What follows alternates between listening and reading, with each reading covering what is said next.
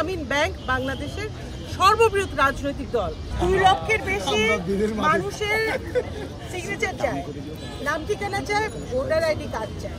এটা হচ্ছে আপনার যে ব্যক্তিগত তথ্য আপনার সংরক্ষণের, নিরাপত্তায় রাখার আপনার অধিকার আছে, নাগরিকের অধিকার আছে। সেখানে আপনি 2 লক্ষ মানুষকে এক্সপোজ করে দিবেন। আপনি নির্বাচন কমিশনারকে গিয়ে বলেন তো যে আপনার এলাকায় আপনি কোনো দলে আপনার ভোটার আইডি কার্ড সহ লিখিত দলিলে সমর্থন জানাবে, উনি জানাবে? চমৎকার না, উনি জীবনও জানাবে না। তাহলে এই কি সংস্কার করলো এই সরকার? তোমার জোরে এই নিয়মটা কি উঠাই দিচ্ছেন ওনারা? উঠান নাই তো। খামাখা আমাদেরকে সংস্কার না নির্বাচন, সংস্কার ছাড়া নির্বাচন হবে না, এতগুলো গান গাইলো 14 মাস ধরে। এই সামান্য একটা করে নাই। এটা প্রতিটা নাগরিকের ব্যক্তিগত তথ্য নিরাপত্তার মানে কমপ্লিটলি উল্টো পাশে কাজ।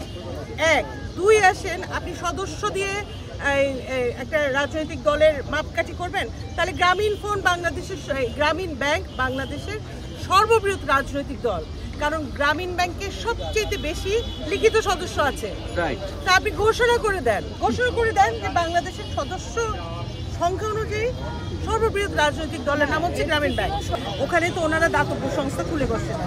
এই যে বিল্ডিংটা দেখছেন, মাস গেলে বেতন নেয় না, এসিটা পুরাচ্ছে না, জিপ গাড়িতে করে বেরোচ্ছে না, কার টাকাতে? আপনার টাকাতে। আপনি যে ব্যাট দেন, একটা পাউরুটি কিনলে ব্যাট দেন না? হ্যাঁ, আপনার ব্যাট ট্যাক্সের টাকায় ওনাদের সমস্ত কিছু হচ্ছে। তো ওনাদের তো এটা কাজ, ওনাদের এটা দায়িত্ব। চ্যারিটি করতে আসেন নাই তো ওনারা এখানে। তো সেইখান থেকে কি এটা হচ্ছে সম্পূর্ণ দায়িত্বজ্ঞানহীনতা না, এবং এর পিছনে রাজনীতি আছে, প্রভাব আছে। আমি তো ডক্টর ইউনূস কাউকে দেখি না। আপনি কাউকে দেখেন? ধরেন আপনি আমার উপরে প্রভাব বিস্তার করতে চান, হ্যাঁ, আমি যদি প্রভাবিত না হই, আমি যদি দুর্নীতিগ্রস্ত এবং